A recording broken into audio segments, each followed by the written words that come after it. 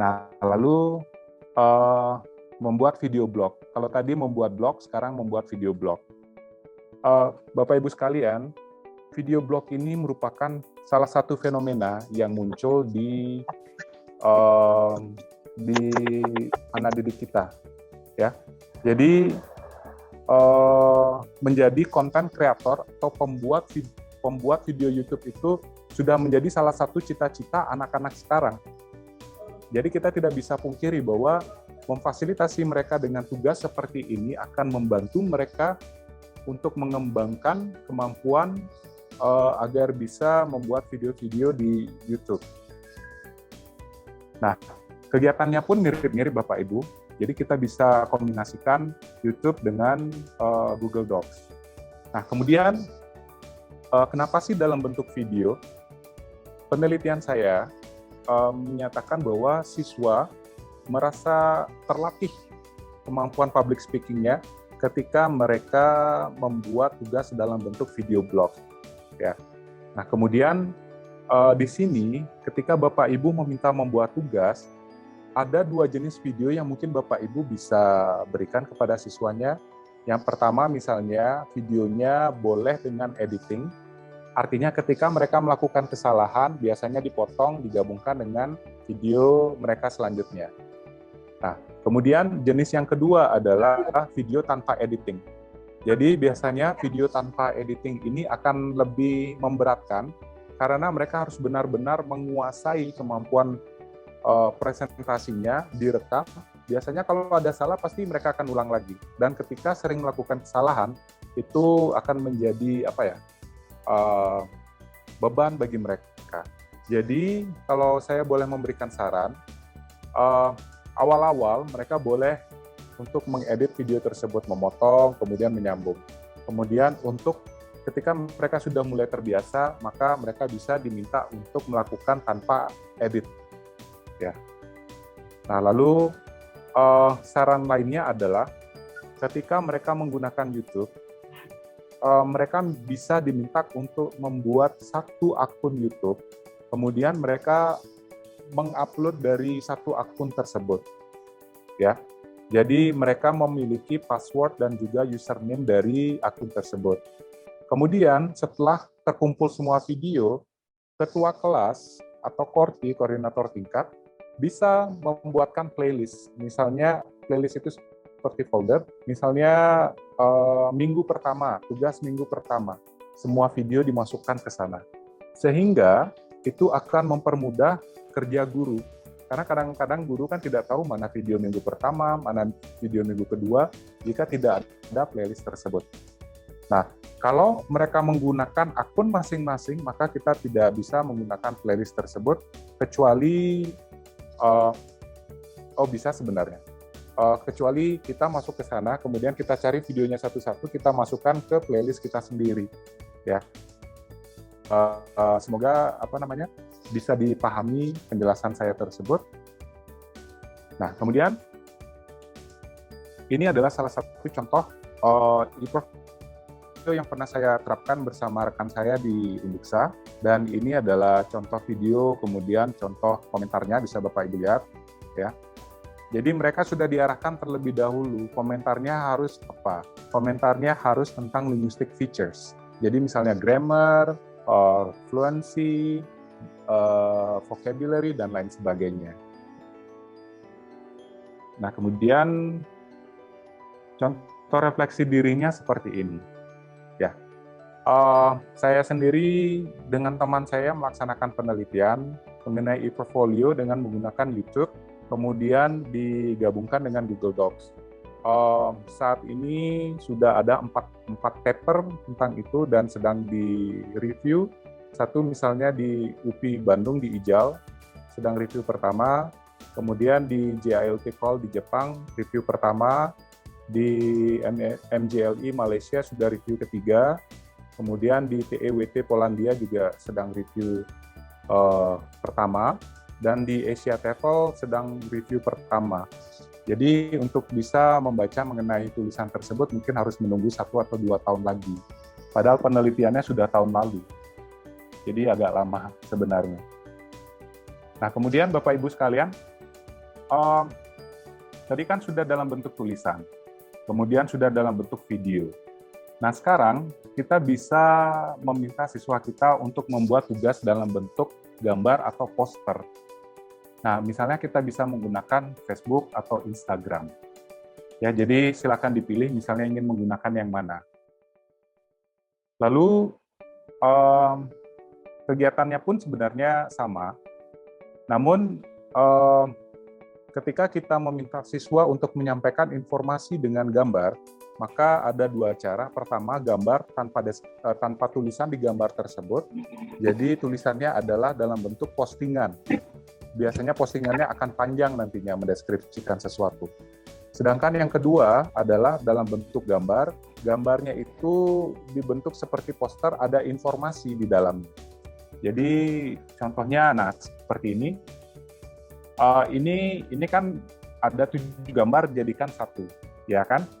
Nah, kemudian kalau saran saya di Instagram itu kita bisa uploadnya satu-satu. Jadi 1, 2, 3, 4, 5, 6, 7. Tinggal di slide saja. Sedangkan ini kan satu. Kenapa saya tidak menyarankan satu ini? Karena siswa kita menggunakan smartphone. Ketika menggunakan smartphone, apalagi informasinya dan gambarnya banyak dijadikan satu poster seperti ini, maka mereka harus memperbesar gambar tersebut. Akan ada kemungkinan ada informasi yang terlewatkan. Jadi lebih baik ketika mereka mengpostingnya satu persatu. Nah, kemudian kalau kita lihat gambar ini, kita minta siswa kita untuk memberikan komentar atau pertanyaan. Pertanyaannya misalnya, kenapa sih air tirisan mie harus dibuang? Jadi untuk bisa menjawab ini, siswa tentunya akan mencari informasi lebih jauh lagi kan. Dan ini memfasilitasi pengembangan higher order thinking mereka. Oke, kemudian contoh refleksi dirinya adalah sama seperti ini. Lalu mari kita bahas Bapak Ibu, kapan sih menggunakan e-portfolio? Ketika tugas dalam satu semester berupa satu jenis, misalnya reading log saja, atau esai saja, atau bentuk video saja, atau gambar saja, maka kita bisa menggunakan e-portfolio. Nah, kemudian kalau Bapak Ibu tidak ingin menggunakan selama satu semester, tetapi hanya setengah semester saja juga bisa. Namun kalau hanya untuk satu kali saja, maka itu belum dikatakan sebagai portfolio. Tapi merupakan bentuk assessment yang lain, misalnya assessment kinerja, apakah itu assessment proses, apakah assessment project. Ya. Kemudian ketika kita ingin siswa saling berinteraksi, ya misalnya saling memberikan pendapat mereka, komentar, pertanyaan, kemudian menjawab, maka kita bisa menggunakan e-portfolio seperti yang sudah saya jelaskan tadi. Lalu, ketika kita ingin siswa bisa merefleksi diri akan proses belajarnya, maka kita bisa menggunakan e-portfolio.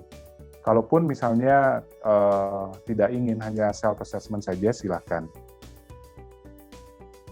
Nah, yang paling penting adalah ketika kita ingin siswa melihat proses belajar mereka dalam satu semester.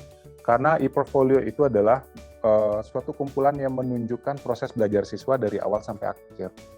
Ada kecenderungan siswa melihat pekerjaannya kembali dan merefleksi kira-kira kurangnya di mana sih. Ini saya temui di penelitian saya di mana katanya mereka sering melihat video-video mereka yang sebelumnya. Kemudian sering juga membaca komentar-komentar temannya. Karena anak-anak sekarang itu ketika tugas mereka harus diposting secara publik, mereka akan berusaha sebaik mungkin untuk membuat tugas tersebut. Ya. Dan ada kecenderungan mereka ingin dihargai, sehingga mereka berusaha menampilkan yang terbaik. Dan ketika melihat kembali ke belakang, itu merupakan sebuah proses refleksi diri yang kemudian membantu mereka menjadi lebih baik di kemudian untuk tugas selanjutnya. Nah, ada hal-hal yang perlu diperhatikan dalam implementasi portfolio Bapak Ibu sekalian. Ini adalah bagian yang sangat penting yang perlu diperhatikan. Satu kegiatan dalam e-portfolio bisa menghabiskan 2-3 kali pertemuan atau 3 minggu. Jadi kalau misalnya satu tugas dilaksanakan dalam 1 minggu saja, itu sangat memberatkan. biasanya minggu pertama kita memberikan penjelasan kepada siswa, ya, pemberian materi. Kemudian minggu pertama juga digunakan siswa untuk mencari sumber-sumber untuk tugas mereka. Minggu kedua mereka posting tugas mereka, kemudian mereka memberikan komentar, kemudian mereka menjawab komentar tersebut, dan minggu ketiga terjadi yang namanya refleksi diri. Jadi menggunakan e-portfolio untuk satu tugas saja itu memerlukan 3 kali pertemuan. Nah, kemudian kita jangan biarkan siswa terlalu larut dalam mengedit tulisan blog atau video mereka agar terlihat bagus. Karena mereka cenderung membuat sesuatu yang wow ketika diberikan tugas pertama. Dan tugas yang pertama ini menjadi patokan mereka untuk melakukan yang kedua. Harus sama atau lebih bagus. Nah, padahal mereka masih ada tugas yang lainnya, masih ada perkuliahan yang lainnya, sehingga mereka memberatkan diri mereka sendiri. Banyak yang seperti ini, sehingga mereka menyalahkan pengajarnya karena memberikan tugas seperti ini. Tetapi ketika kita dari awal sudah memberitahukan bahwa yang paling terpenting adalah informasinya, maka tidak terlalu dipentingkan apabila harus terlihat sangat bagus, harus diedit, tidak penting, maka mereka bisa tidak terlalu larut, ya. Hal ini muncul dalam beberapa artikel yang pernah saya baca, bahwa katanya siswanya memang larut dalam membuat tugas supaya lebih bagus lagi dibandingkan dengan mempresentasikan informasinya. Lalu, Bapak Ibu sekalian, ketika meminta siswa untuk menulis, mungkin tidak terlalu panjang, ya. Karena biasanya kita kan di Indonesia sukanya yang panjang-panjang. Jadi kalau misalnya panjang artinya kita bisa informasinya banyak yang kita dapatkan. Padahal kalau di luar negeri sendiri biasanya tidak suka yang tulisan yang terlalu panjang. Misalnya saja tugas waktu saya S2, tugas saya bisa sampai 20 halaman. Sedangkan kalau saya taraf S3 di sini tugas saya hanya 8 halaman dan itu pun double space. Karena kalau misalnya panjang-panjang akan memberatkan guru untuk membaca. Kemudian yang kedua, membuat sesuatu yang ringkas itu sebenarnya susah dibandingkan dengan membuat sesuatu yang tulisan yang panjang. Jadi perlu dibatasi agar siswanya juga tidak terlalu stres. Misalnya tidak terlalu panjang lah mereka membuat tulisan. Walaupun kadang-kadang anxiety dalam membuat tugas itu penting.